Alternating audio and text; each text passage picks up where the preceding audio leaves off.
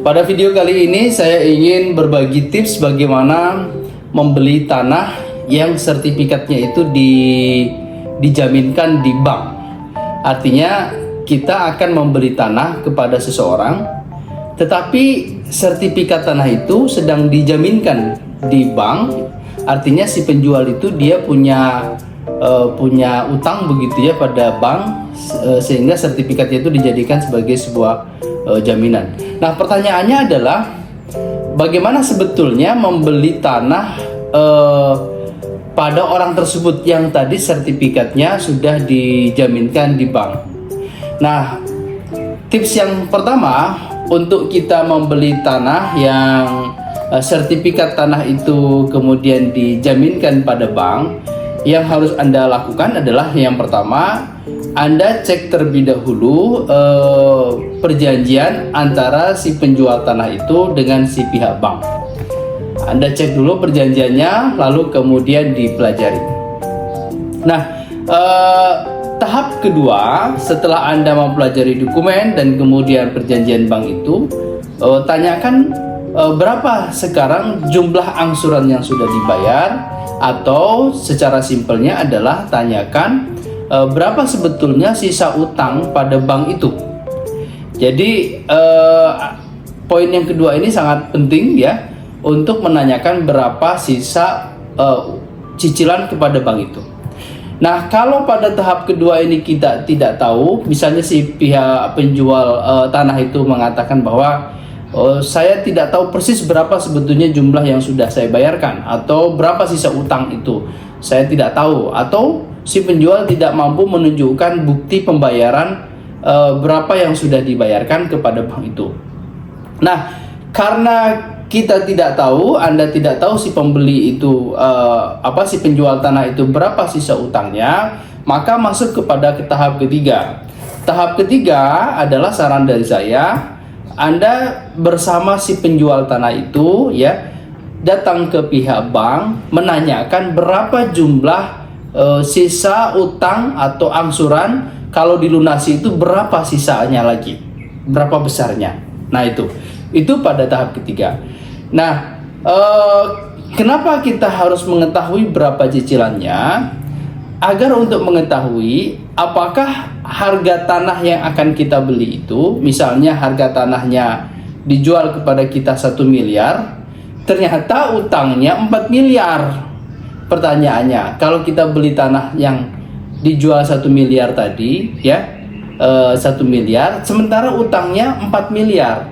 Memang secara hitung-hitungan harga 1 miliar itu murah, begitu ya. Tapi perlu diketahui, meskipun harganya murah 1 miliar, tapi sertifikatnya ada di bank. Bank yang punya pemegang sertifikat itu. Tentu ketika pihak penjual tanah itu tidak mampu melunasi utangnya senilai 4 miliar tadi, maka yang akan melakukan eksekusi atas tanah itu ya, menjual dan memiliki tanah itu adalah nanti pihak bank. Nah, disitulah pentingnya mengetahui berapa jumlah utang pihak penjual tanah itu yang berada di bank, sehingga kita cek dengan harga tanah yang kemudian harga tanah yang kemudian akan dijualkan itu. Nah, itu yang harus pertama Anda yang poin ketiga itu yang harus diperhatikan. Nah, kemudian poin keempat, misalnya ternyata utangnya sisanya 700 juta. Tapi tanah yang dijual itu 1 miliar, misalnya begitu. Kalau kita merasa cocok dengan harga itu, maka tahap keempat, saran saya gitu ya, tahap pada keempat ini, ketika Anda akan melakukan proses akad perjanjian, saran saya sebaiknya ya ditarik pihak bank. Pihak bank harus tahu. Atau jika perlu, pihak bank itu jadi sebagai pihak ketiga dalam perjanjian itu. Jadi ada 3 pihak. Pihak pertama penjual, pihak kedua Anda yang membeli tanah, pihak ketiga pihak bank. Kenapa ada 3 pihak itu? Nanti dibikinlah perjanjian. Misalnya pihak pertama menjual tanahnya yang sertifikatnya berada di bank, misalnya begitu. Kemudian poin kedua, bahwa Anda sebagai pembeli akan membayar begitu ya kepada pihak bank yang melunasi sisa utang penjual tadi. Setelah dibayarkan, maka tahap poin ketiga, pihak bank akan mengeluarkan sertifikat itu.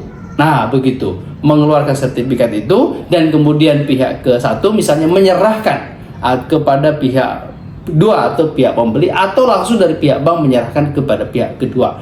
Nah, ini penting sekali ketika akan melakukan akad perjanjian itu melibatkan pihak bank, supaya pembayaran dari kita, dari pembeli itu langsung masuk ke pihak bank. Jangan uang itu masuk kepada pihak pertama. Kenapa jangan masuk kepada pihak pertama?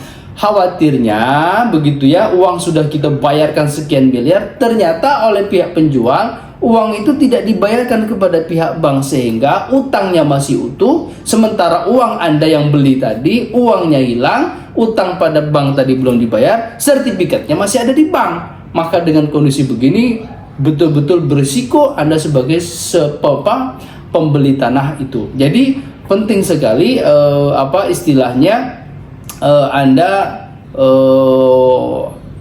melibatkan pihak bank di dalam sebuah perjanjian ketika kita akan membeli tanah, begitu ya, sementara sertifikatnya itu masih dalam pihak bank.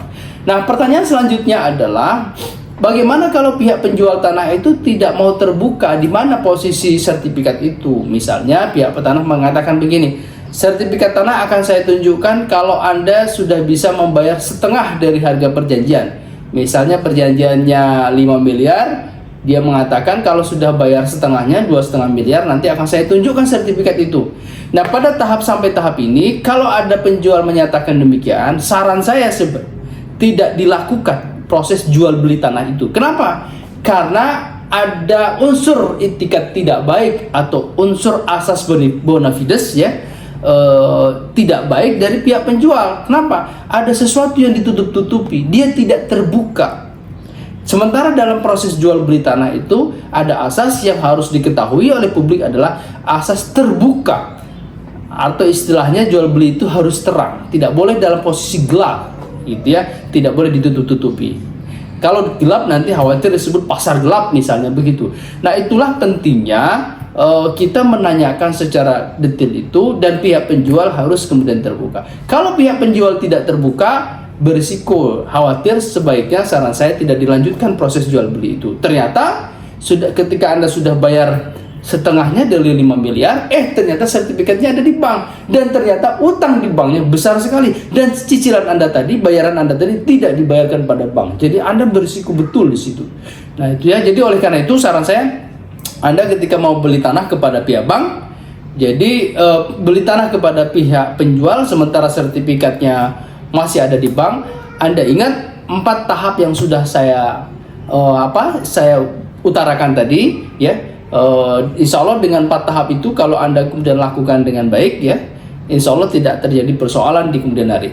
Ingat, kalau ada sesuatu yang ditutupi, yang tidak terbuka, saran saya kemudian tidak melanjutkan proses jual beli tanah itu, karena sangat berisiko, begitu ya.